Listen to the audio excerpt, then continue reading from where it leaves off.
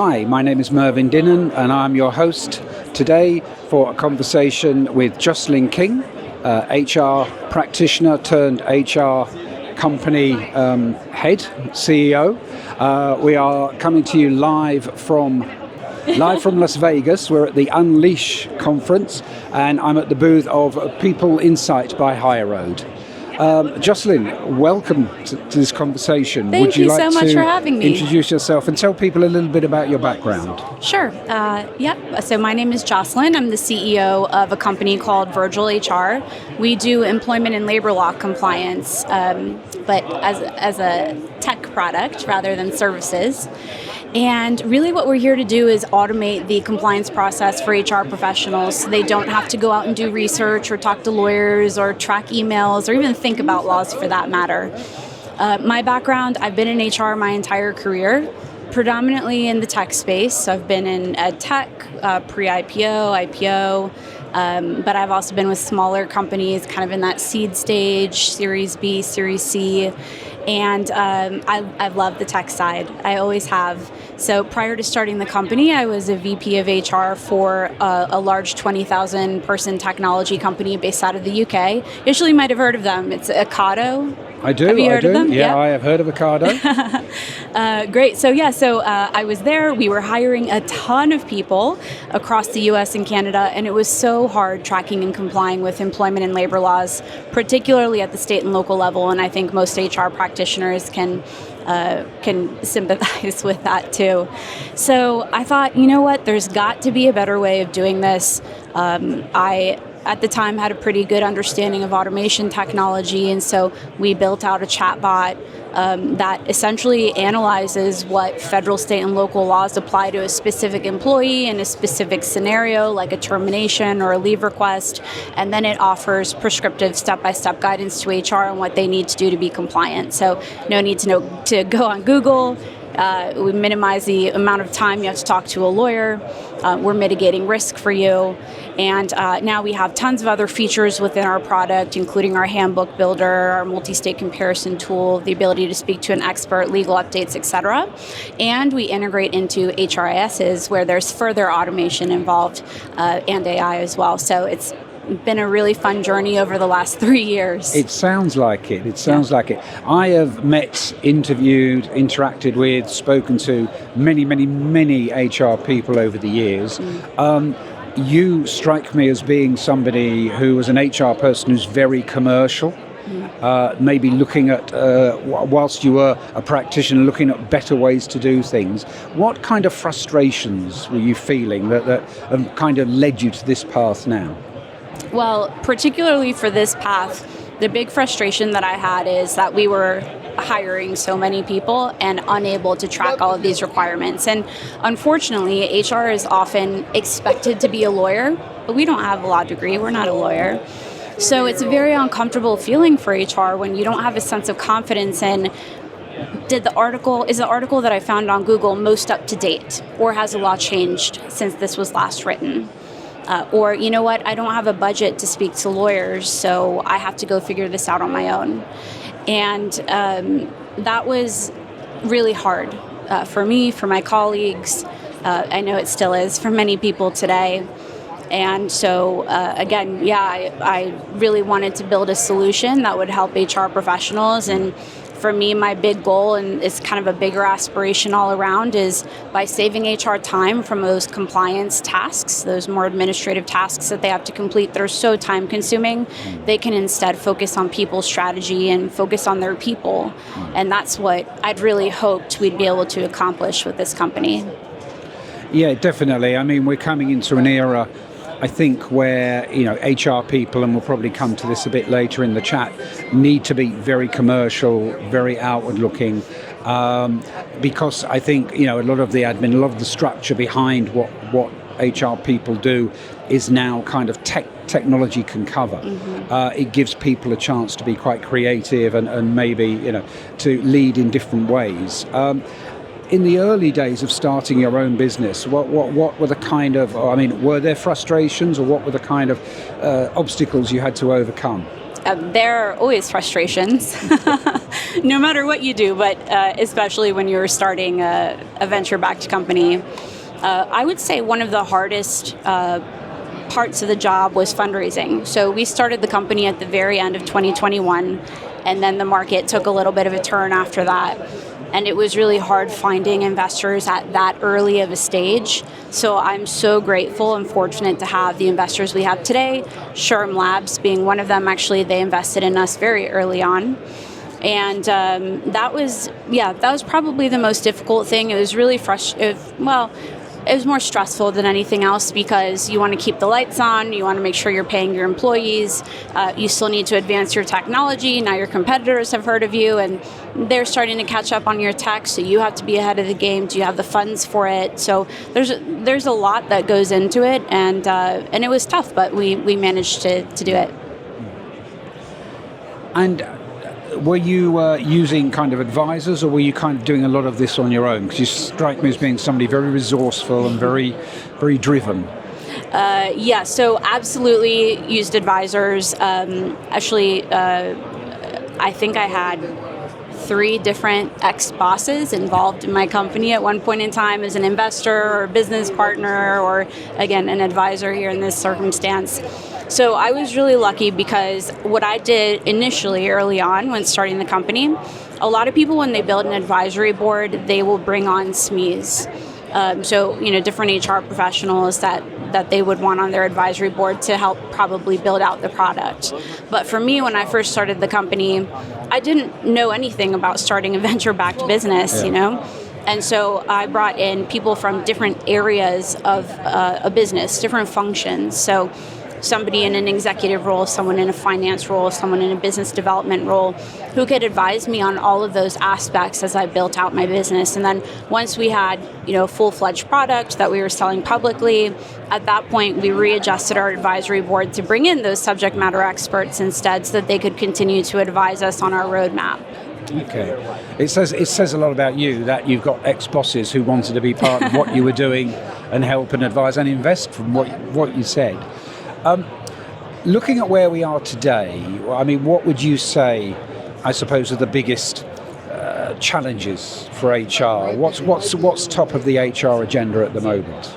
I mean, look, everybody's talking about AI, but I think there's less chatter about the fact that so many HR professionals aren't equipped, just from a knowledge perspective, on how to evaluate AI, how to adopt AI, how to handle the change management aspect, how to continually monitor AI, ensure there's no algorithmic bias, for example. Are they actually talking to companies about what type of data they're using to train their model, for example?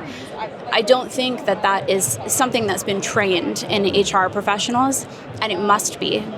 So I think that should be a big topic area, and I do hear it coming up more and more, which is really good.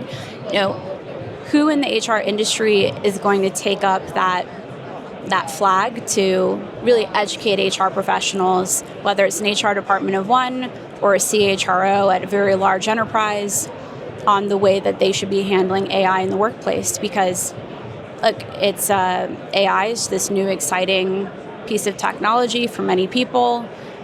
They want to adopt it. They want to have an innovative HR function in their organization.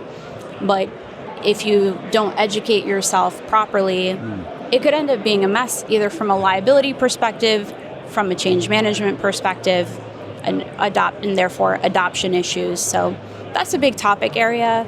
I'd say another big topic area, of course, is employee engagement. There's a lot of that going around. I think that compliance is something that's not talked about as often because it's just always there. It's always there. But it's something that should be talked about more because there's certainly an opportunity to leverage technology to automate those processes for you and give you more of a sense of confidence in the decisions that you are making to ensure that you're mitigating risk in your business. Okay. We're talking live from Unleash, and there is a big expo hall with lots of booths, lots of vendors around. Have you had a chance to have a walk around as yet? A little bit, yes. Okay. Has anything kind of really stood out to you so far, or? I'll admit no, but I only spend about 10 minutes doing this. Yeah. I love going to the startup sections in particular and seeing kind of what the latest and greatest is. I think every HR practitioner should do that when they come to an expo like this. It's really easy to miss them because they're in small kiosks and there isn't a ton of booth space to talk to them. So a lot of people miss it, but absolutely stop by and take a look at them. There's some incredible companies, and it's interesting because 2 or 3 years ago when we were at those kiosks, there wasn't really anything about AI. And now I'd say half or 3/4 have AI in their description. And I find that interesting. I'd love to learn more about how they're adopting AI to solve these different challenges HR has. Okay. One of the areas that I'm most interested in, a lot of my research, writing and speaking, is around kind of different generations in the workplace and how we kind of, attract, engage, retain and kind of create a culture where I suppose all different generations with all different aspects and backgrounds can kind of live together, shall we say. How are you finding, or from your perspective, do you hear much about generational problems in the workplace with maybe what I tend to hear of is maybe kind of older, not older, but I mean more at the management and leadership level, kind of not really fully understanding why people entering the workplace today weren't like they were a few years ago, and why they've got different kind of goals and different ambitions. Yes, I think that the way we handle performance management and talent development will need to be adjusted pretty significantly for the newer generation that's come into the workforce. And that means that the older generation needs to adapt to those changes. And that's really critical because, if an employee doesn't understand their growth potential at an organization, they'll leave. And so catering to the way that they think and they feel and they process information is really important. And I see that, all across the board. It's an interesting issue, not just from that perspective, but also if you think about engagement, right? Post-COVID, we have so many remote employees now, but I hear time and time again, Gen Z really wants maybe a hybrid type option where they can socialize and be in the office, then have the flexibility and be at home as well. And the older generations, perhaps like millennial, for example, me, I love the remote work. I have a family, kid. I love the flexibility, but I do wonder, and I haven't spoken to anybody in an older generation, but perhaps they'd be more interested in being in the office full time. And so how do you engage with your workforce when they're in all these different locations and they're functioning in just very different environments? Yes, remote management is obviously, I'm not sure how much of an issue it is. A lot of the companies that I speak to who seem to have a good balance of remote, flexible and hybrid working don't seem to feel it's that much of an issue. But I think it takes people who are maybe fairly established in their career out of their comfort zone a little bit into something a bit different. And as you, again, from your HR perspective, probably know, taking people out of their comfort zone in the workplace is often a recipe for things going a bit wrong. Yeah, absolutely. It's been interesting. There are some companies, one in Chicago, it's a smaller company, and I forget who did an article about them, but they were financially incentivizing people to come back into the office. I do think that the return to work concept is really difficult for a lot of people who've become accustomed to working remotely. I don't think that's a generational thing, though. In remote management, I totally agree with you, isn't so much the issue. It's more the engagement piece. And that's just my own personal opinion from my team, from my employees. The younger employees really miss being in an office environment because we're 100% remote. So perhaps it's different based on the size of the organization. It is, and you find that a lot of people, I suppose, in bygone years, you learn by being around people who are doing the job, and they help you out, and so I suppose there is an element of maybe that is missing, but again, that then falls probably to HR and L&D to know and learn how to support people in their learning if they're not kind of in the same place as everybody else all the time. So, but I think over the next few years it will be quite an interesting thing, and presumably with the kind of support that your business gives, this is now even more kind of important now, where people are working remote, flexible, hybrid, different hours, different locations, different times and stuff. Absolutely. COVID, I hate to say it, but it did come at a good time for our business. Because all of a sudden, a company with 50 employees in 2 states is now in 15 states. And managing the multi-state compliance is a massive challenge. So one of the things that we do actually is we integrate into HRISs, and when we do that, we're able to track what a user is doing. Are they terminating somebody? Our chatbot pops up. It analyzes laws that could be applicable to the situation, tells HR what to do. We have automation functions like New York increases their minimum wage to $20 an hour. Here are the 10 impacted employees. Do you want to schedule that change? Really, that's there to help save time for them.